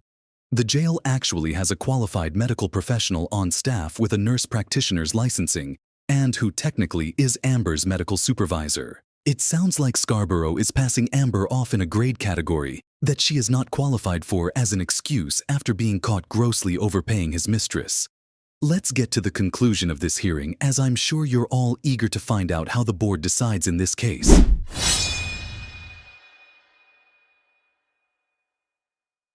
I wanted y'all to hear all the reasons why Amber Briwn doesn't make any more than she should. Medical costs are the same as when they basically took over medical care. Medical care is better according to all the witnesses that you've heard. It doesn't really cost anymore. And there haven't been any successful suits in 10 years, or one of just a handful of jails in the state. And she's within the market for what LPNs cost. Okay? All of those are great reasons. But the best reason is she's classified as a grade 21 employee, and they got her at step 8. She's been there now 9 years. She'll be 10 years in August. So the county, that's their ordinance. They said, this is what this person, this grade makes if they're this step. And the ordinance says in it says it should roughly correspond. I don't think it says it has to exactly. It should roughly correspond to the number of years. You get that number. That's all you gotta do. That's the county. The county establishes a pay grade for that position and however long she's been there, what her experience is. It's right there. So there have been raises that have come through, and some of them larger than the other ones. But this has been in place since 2015. Now, Troy said, or JJ did say he asked for an increase in her grade when the population numbers went from around 160 to 260. And maybe she deserved it. And particularly where it's not costing anymore and the county's not getting sued. I don't see an ethical violation here. He's paying her within the county guidelines. He's doing exactly what the county's told him to do. And if the county did raise her classification, fiscal court has to prove that. It's their decision. He can't willy-nilly give her a raise. So I don't think he committed an ethical violation. And I think the jail's being run well, and she's doing a good job and deserves it anyway. So that's why I went through all that effort to show that. But on a very technical note, that's what she's supposed to do. First of all, I want to thank you all for doing this. I'm sure you all read it, but in the ethics ordinance, under the ethics commission, it specifically says, that was kind of funny, not for you all, kind of funny for me though, specifically says that Members shall receive no compensation. So you all are here on your time as good citizens. So thank you for doing that. It's an important role that you have. You serve as the conscience for your community. That's what you are. You get to sit there and be the reasonable person and decide what is unwarranted or what is a conflict of interest. You are the conscience for Meade County. You have enough to find substantial evidence because J.J. Scarborough has admitted that he was responsible for her step increase and her pay raises. So you're seeing this for the first time tonight. I'm seeing it for the first time tonight. You have the authority to reconvene and keep this investigation going if you'd like. You don't have to make a decision tonight, but you can. But you're seeing this for the first time tonight because it is a sleight of hand. It is an opportunity for an argument to be made that all this is completely objective. Amber's getting exactly what she should get. But what you don't know is that, and what he's admitted to, is how it got to the point where she was assigned to that grade. We know why. He advocated for it when the jail numbers went up. Well, did he advocate for her grade to go down when the jail numbers went down? No. That's a separate issue. I think you should be extremely cautious of this document and what it has been brought to you today to mean. Aside from that, this hearing, everything that you're about to deliberate on is about this ordinance. And it's about the words in this ordinance. That's what it's about. The Meade County government passed this ordinance, and they've told you what standards are expected of local officials. And it specifically says that a county official, we know he is one because he's admitted it, shall not engage in any business transaction or professional activity which is in substantial conflict with the proper discharge of his duties in the public interest. That basically says he can't make a decision where he has another interest besides running the jail. He can't. And there is no exception to this standard of conduct. There are other exceptions in the ordinance. If you look under section E of that, it says, this provision shall not apply to the solicitation or acceptance of contributions to the campaign of an announced candidate. So that's an example where Meade County has said, hang on, here's the rule, but we're going to make an exception to this rule. Again, there's another exception in the ordinance. Under G, no county or local government official shall be prohibited from accepting a gratuity for solemnization of marriage. So another exception to the ethics ordinance rule. And there's again another one in J. No county or local official shall be deemed in conflict with these provisions if, and then it goes on and says, here's reasons why you will not be in conflict with this. So the point is that your county in 2011 decided what the standards of conduct would be, and they decided what the exceptions would be to that rule. And there is no exception for a well-run jail. There is no exception for inmate conduct or count. There is no exception for I work more hours and I don't bill the county. There is no exceptions. It is the fact, and the critical part of this ordinance that you should focus on is under subsection C. It says, that might reasonably be expected to impair his objectivity or independence of judgment. Here's the whole section.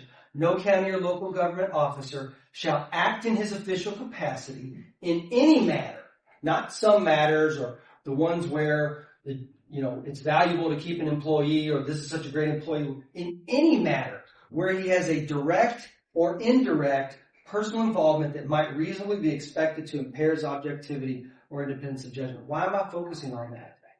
Because what was in his mind at the time he gave Amber all those pay raises, at the time he assigned her a grade, what was in his mind is completely irrelevant. What matters is what would the taxpayer think in seeing it. It is written this way on purpose because it would be impossible for a commission like you all to find out what exactly was going on behind closed doors. It was written this way on purpose to say what might reasonably be expected to impair his objectivity. What might reasonably be expected means, what would the taxpayer think when they saw this from the outside looking in? What would they think? And the reason why it is written that way is because it is all about confidence in government. This is all about, that's why this isn't a criminal proceeding. This is a civil proceeding. It's one of the reasons why you're limited in what you can do. You can only slap him on the hand with a written reprimand and say, don't do that again. And you can give him a small fine. That's all you can do. There's a reason why you're so limited. It's because it is civil and because it's about what the outside person looking in would see, not what's actually going on in the jailer's mind when he gave these raises. And this is what I know. I mean, the numbers speak for themselves. Mr. Vowles and Mr. Scarborough have put on a great job of talking about what a great job Mr. Scarborough's done and what a shitty job Mr. Seeley did as jailer. Mm-hmm. People died under his watch. Oh my gosh. I'm surprised he got elected as many times as he got elected. Wow, me too. But he did.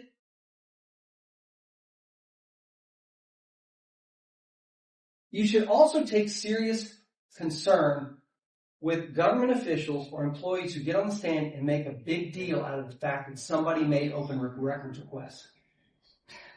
Part of being a government official means that you answer open records requests. That's part of your job. That's what you're paid to do.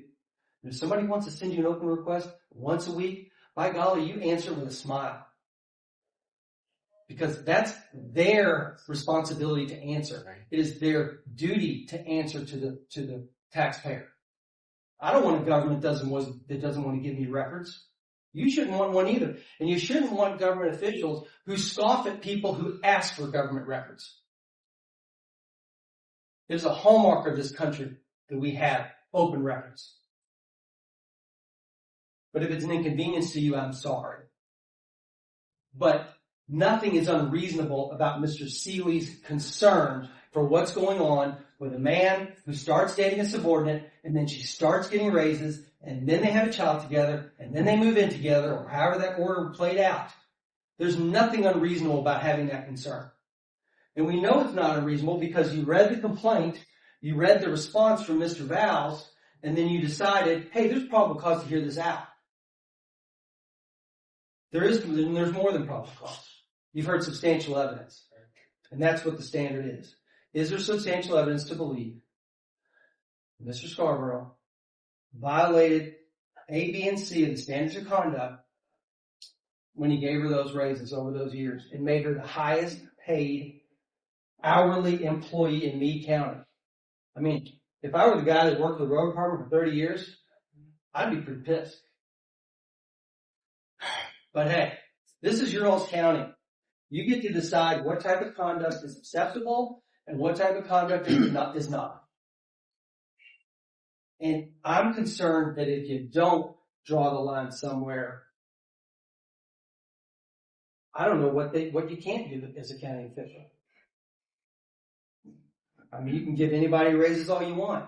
You know, I think that Mr. Harden was a great witness, and I'm glad he came in here. The argument, I guess, or the position was, hey, this has been thoroughly investigated by everybody, and there's no smoke here. There's no fire. Nothing to be concerned about.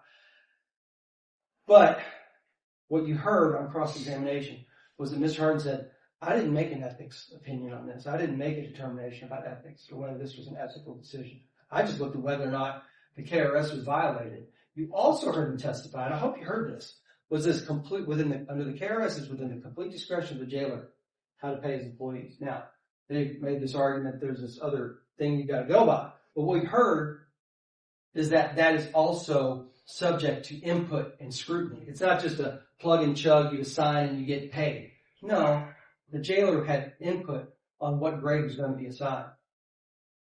And you can't sit here today and say that it doesn't look bad that the grade that was assigned to her was somehow influenced by his personal relationship with her. You can't say that. And if you can't say that, on the outside looking in, then you have to find that there was a violation of the ethics ordinance, because it is about the reasonable person standard. What would a reasonable person believe looking at the facts from the outside? They don't have to know that the medical costs are down, that inmate counts are up. They don't have to know all this. They just have to say, could he have been impaired in his judgment? And if the answer to that question is yes, there's a violation of the ethics ordinance. He also is prohibited from engaging in these types of transactions with someone that he has this relationship with that would make a conflict of interest. I asked Mr. Scarborough if he had asked the Ethics Commission about this issue. This could have all been done away with had he come to the Ethics Commission and said, hey, I've got this employee, she's my girlfriend, I've got a child with her, we live together, and I'm giving her raises. Is that ethical? He could have done that. The ethics ordinance specifically provides for that, and it's called an advisory opinion. And you didn't do that. He didn't do that. If you ask me, there's a reason why he didn't ask you. Because he didn't want the answer.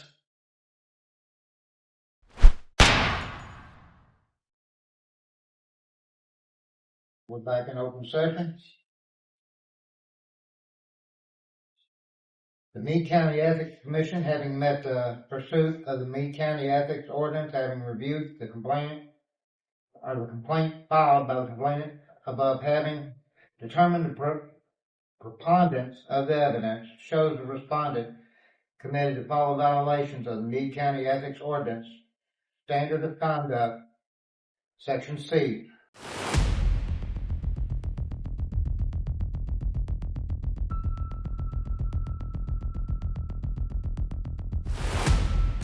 The Meade County Ethics Board makes the following recommendations regarding the penalty for the above, and that is no fine, no written reprimand.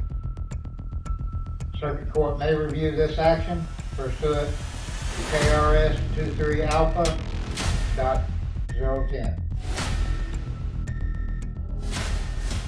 If you think Scarborough and Briwn are bad now, just wait till you see the next video in our Meade County, Kentucky playlist. Be sure to subscribe to the channel, and don't forget to hit the notification bell for all upcoming videos. You won't want to miss it.